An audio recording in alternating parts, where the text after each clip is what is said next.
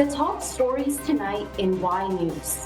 President Ferdinand Marcos Jr. has called upon the Filipino people to demonstrate the spirit of unity and contribute to the progress of the nation in the year 2024. The Philippine Animal Welfare Society, or PAWS, announces the extension of its Home for the Holidays program until January 2024. The Department of Agriculture, through the Bureau of Soil and Water Management, seeks 112 million peso fund for the cloud seeding operation this year. And Home Secretary James cleverly revealed the government's decision to terminate what they consider to be the unreasonable practice of allowing foreign students to bring their family members to the United Kingdom.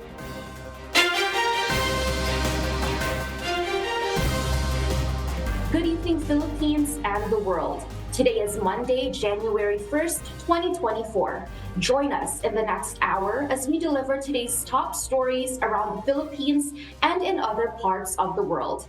I am Bianca Quijano. We are also seen in 1,935 satellite monitoring centers nationwide and via live streaming worldwide through the UNTV News and Rescue social media channels. I am Marvi Delphine.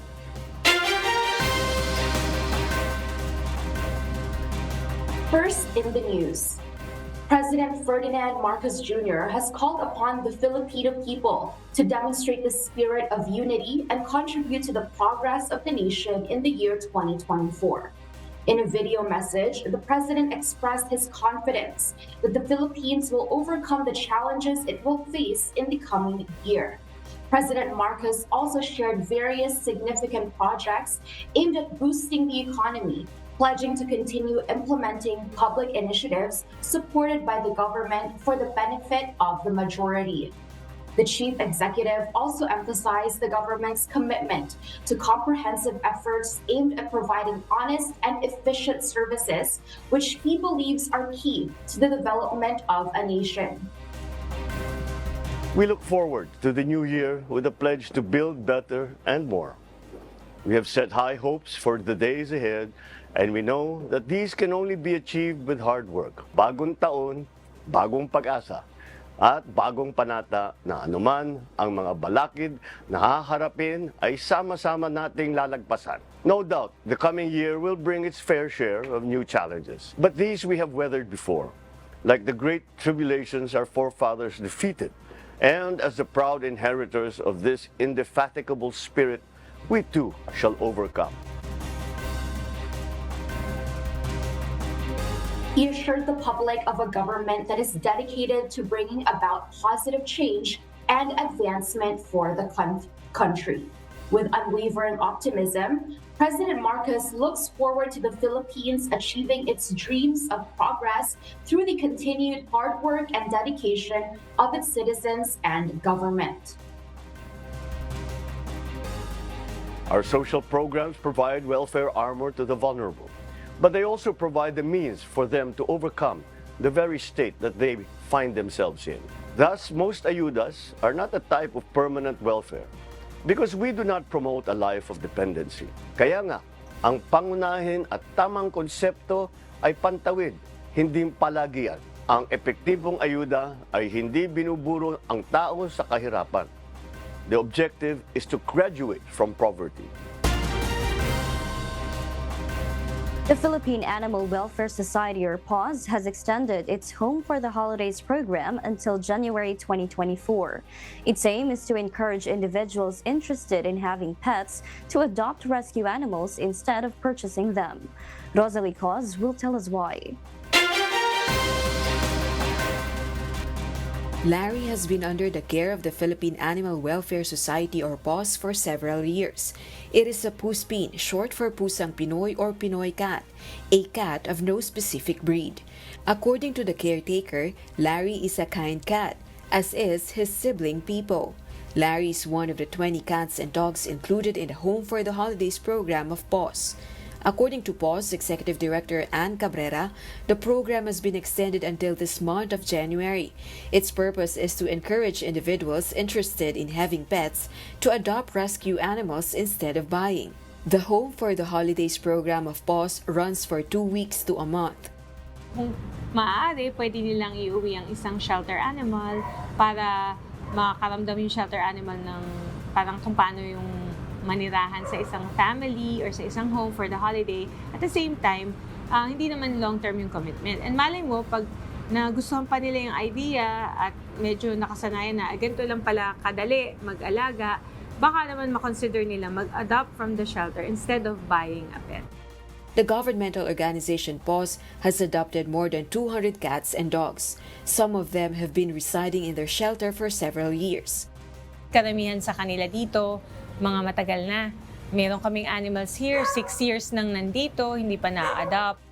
PAWS typically conducts the Home for the Holidays program every December, but it has been extended until January due to the holiday rush. Those interested in temporarily caring for cats or dogs undergo an interview as part of the screening process. The cats and dogs under PAWS care have received complete vaccinations and physical rehabilitation. Rosa Licoz, UNTV News and Rescue. We serve the people, we give glory to God.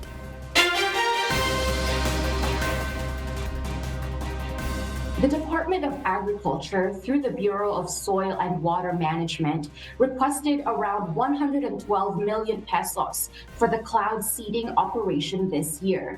This is to mitigate the impact of El Nino phenomenon projected to impact especially the food production. DA said that the peak of El Nino would last until April. DA would ask the help of the DOST and DND in conducting the cloud seeding operation. It would primarily target the watersheds of dams like Angat Dam in Bulacan and Magat Dam in Isabela.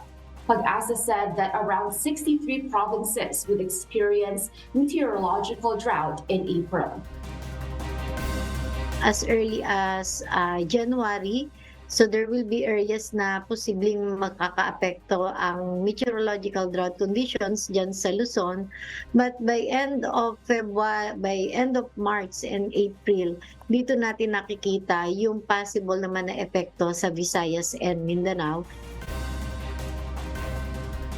The Department of Agriculture is also preparing measures to mitigate the impact of El Nino, such as repair of irrigation, crop insurance, and loan for farmers and fisher folks who would be affected by the phenomenon.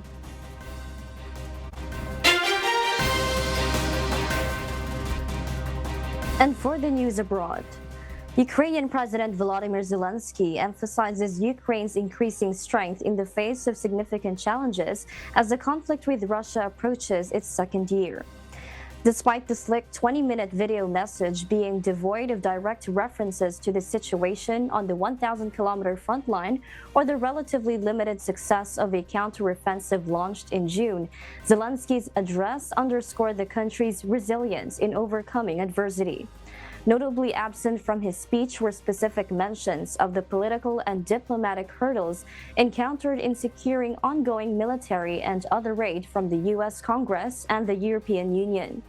Speaking from his office in Kyiv, Zelensky acknowledged that the war had served as a catalyst for Ukrainians to endure Russian assaults and adapt to various hardships such as blackouts, industrial operations, and threats to export activities.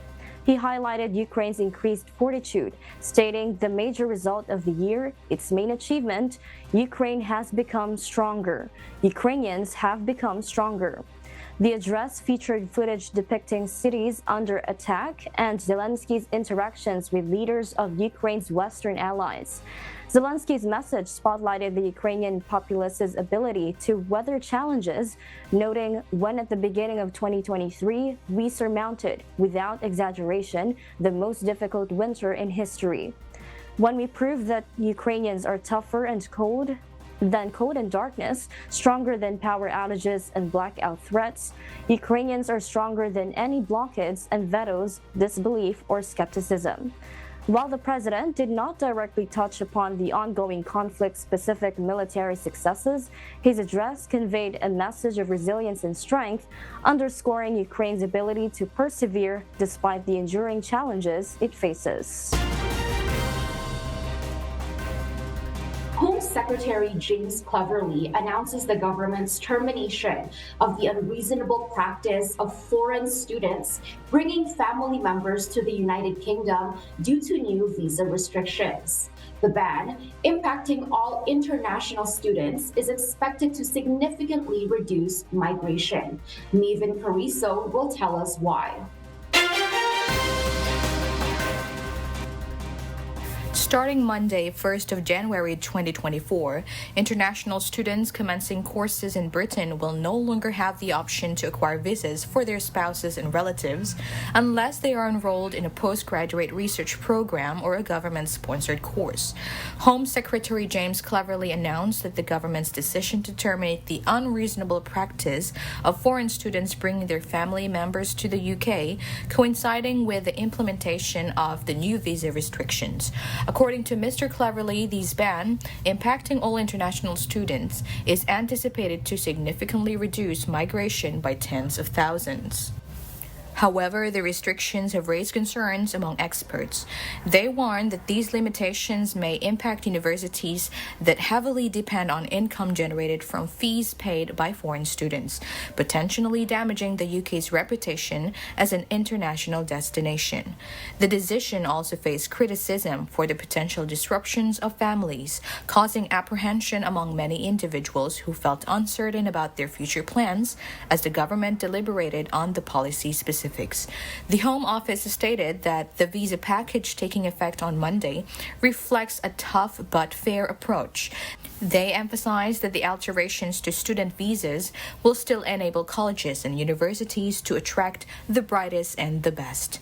Nick Hillman, director of the Higher Education Policy Institute, or HEPI, cautioned that this restriction might cause international students to opt for competing countries for their studies. Maven Carrizo, UNTV News and Rescue. We serve the people. We give glory to God.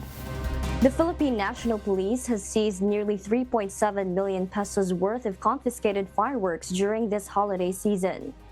Among these are 5-star, Piccolo, Judas Belt, and Quitis. Unfortunately, there have been 509 recorded casualties and injuries due to fireworks, with 1 fatality reported. The PNP has also confiscated 8 firearms as part of their efforts to ensure public safety. However, 2 individuals fell victim to stray bullets, one of whom lost their life. Additionally, there were 2 incidents of fire caused by fireworks, resulting in 9 injuries and 2 fatalities. These figures highlight the ongoing challenges and risks associated with the use of fireworks during festive celebrations. Authorities continue to emphasize safety measures to prevent accidents and casualties related to firecrackers. The Department of Health, DOH, has reported over 100 cases of fireworks-related injuries in connection with the New Year's celebrations. According to the DOH, their Iwas Paputok, or Avoid Firecrackers campaign, will continue throughout the first week of the year. The DOH continues to monitor fireworks-related injuries as the Health Secretary, Ted Herbosa, notes that many of the victims are children. There have been 116 new cases of individuals affected by fireworks during the New Year's celebrations. Hindi pa tapos ang Iwas Paputok, no? Actually, ang kampanya namin hanggang itong unang linggo ng unang taon. So naalala nyo, nung time na COVID, community display lang ang allowed at bawal magpaputok ang ating mga kababayan. So for this time, nag-umpisa na naman magpaputok at nakita naman natin na tumaas ng kaunti ng ating fireworks-related injuries. The youngest recorded case is an 11-month-old who suffered burns on the face and eyes due to a piccolo firecracker, while the oldest is a 76-year-old who sustained eye injuries from a Kuwaitis firework. Apart from the physical injuries caused by fireworks, the DOH also highlights the health risks associated with air pollution from these pyrotechnic devices. Secretary Herbosa warns of the dangerous particulate matter, especially for individuals with asthma and allergic rhinitis. He also mentions the impact of firecrackers on pets, stating that even animals can be affected during the New Year festivities. On a different note, Secretary Herbosa reassures the public that the reported cases of COVID-19 during this holiday season are low, and there is no cause for alarm among the public. Kung maalala nyo, ipinaalala ko na to na isa sa mga danger ng kanya-kanyang pagpapaputok ay nagkakaroon ng tinatawag na air pollution. Kasi lahat ng gunpowder na sumabog sa ere o umiikot yan as particulate matter or dust at nai-inhale yan ng mga tao at masama sa ating bagayan. Pag mataas ang particulate matter, that is a danger to our lungs and our health. So wala tayong dapat ikatakot. There are cases of COVID in the hospitals pero mababa naman siya. Mas mataas pa yung mga ibang sakit. So ito yung the way we're looking at it now sa DOH. Hindi lang COVID ang sakit. Isa na lang siya sa mga sakit na inaalagaan ng Department of Health. A healthy baby boy was born at the Dr. Jose Fabella Memorial Hospital as we welcome the year 2024. The joy of welcoming a healthy baby boy was evident for first-time mom Ronaldine Concepcion and the medical staff at the hospital. Exactly at midnight, Ronaldine gave birth to her first baby, Jaden Rayleigh Dizon. She shared that having a child has been a long-cherished dream for them. Despite the challenges of childbirth, the couple couldn't be more grateful for the blessing they received. Sana lumaki siyang healthy, matulungin, magalang at may kakasod. Pero worth it naman po nung lumabas na si baby, nakita ko siya healthy. Isang malaking biyaya, blessing sa amin mag-asawa. According to Dr. Brennan Ian Capuno, an OB/GYN high-risk pregnancy specialist at the hospital, Fabella Hospital welcomes around 10 to 11,000 babies annually.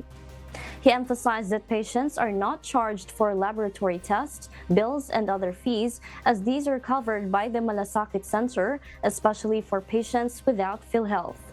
Currently, the hospital has eased restrictions by removing antigen testing for mothers. However, the medical staff continues to wear face masks as a precautionary measure. The regular process involves evaluating pregnant women before admitting them to the operating room.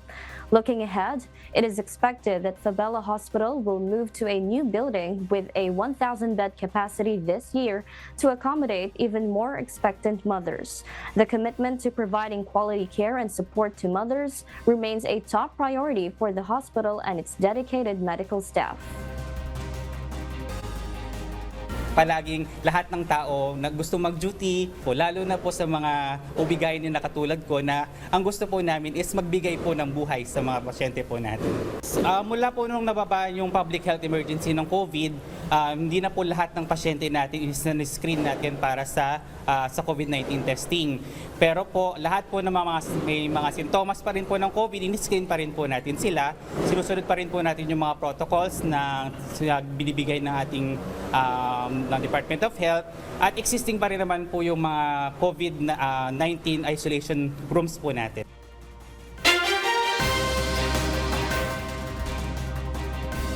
In a significant development in the Red Sea near Yemen, the United States Navy took decisive action by detonating 3 Houthi-controlled small ships attempting to hijack a cargo vessel. This response followed an attack on a container vessel by the military group, resulting in the tragic loss of all 10 crew members aboard the small boats. One of the Houthi-controlled boats managed to escape after an armed group tried to board the Maersk Hangzhou, a cargo ship in the Red Sea. According to the U.S. Navy, rebels fired upon the cargo ship, prompting the Navy to intervene with a helicopter and a warship, intercepting the vessel just meters away. Maersk, one of the world's largest cargo ship companies based in Singapore, reported this as the second attempt by Houthi rebels to hijack one of their cargo vessels. Over the past weeks, the rebel group launched numerous drone and missile strikes in the busy shipping lane of the Red Sea. In response, the shipping company temporarily suspended all operations in the Red Sea for 48 hours. The crew of the Maersk Hangzhou managed to escape the attack unharmed, with no indications of fire on board. The vessel continued its course towards the port of Suez.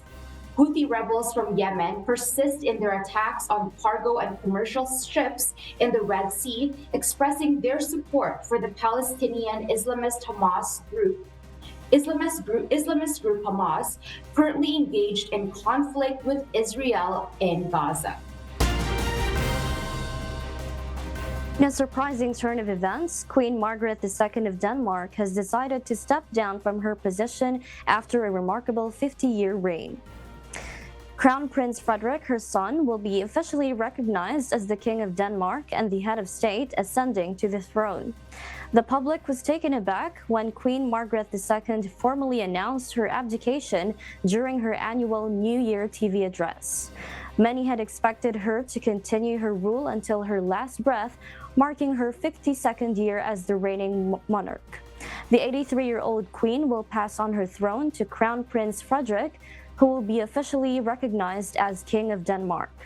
This decision follows the Danish law change in 1972 that allowed a female monarch to ascend to the throne, which Queen Margaret II did after the passing of her father, King Frederick IX. In an unexpected twist, the Queen's decision to step down was made following her back surgery at the beginning of 2023. She reflected on the future and deemed it the right time to relinquish responsibilities to the next generation. Prime Minister Mette Frederiksen expressed gratitude to Queen Margaret II for her dedicated service to the country. Unlike British royal tradition, there will be no formal crowning ceremony for the 55-year-old Crown Prince Frederik. Instead, his ascension to the throne will be announced at the Amalienborg Castle in Copenhagen. Crown Prince Frederik will take on the role of King of Denmark and head of state in this constitutional monarchy, which includes Greenland and the Faroe Islands. And those are the reasons behind the news in other parts of the globe.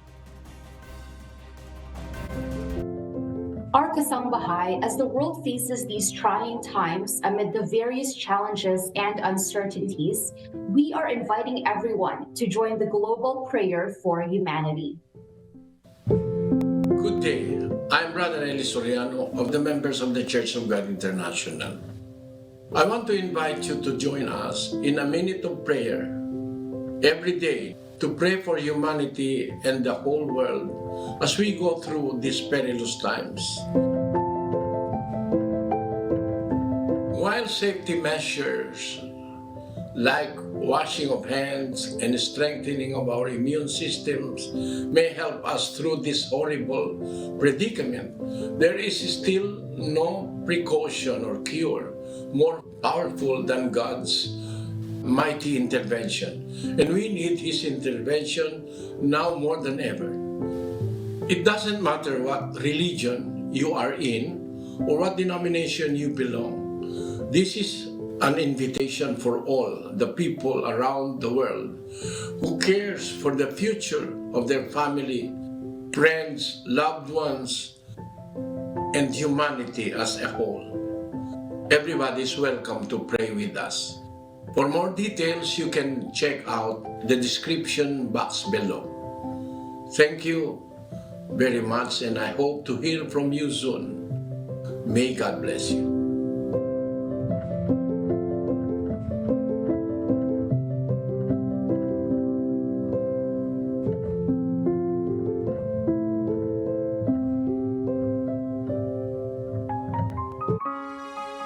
And before we close, we will leave you with the word giving glory to God. From the book of Proverbs, chapter 11, verse 17. It says, "The merciful man doeth good to his own soul, but he that is cruel troubleth his own flesh."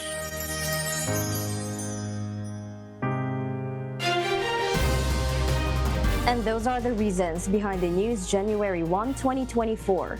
Reasons we deliver to you as they unfold. I am Marvi Delfin, live from Australia. Because we need to know and we will always ask why. I am Bianca Quijano, live from Edmonton, Canada. We serve the people, we give glory to God.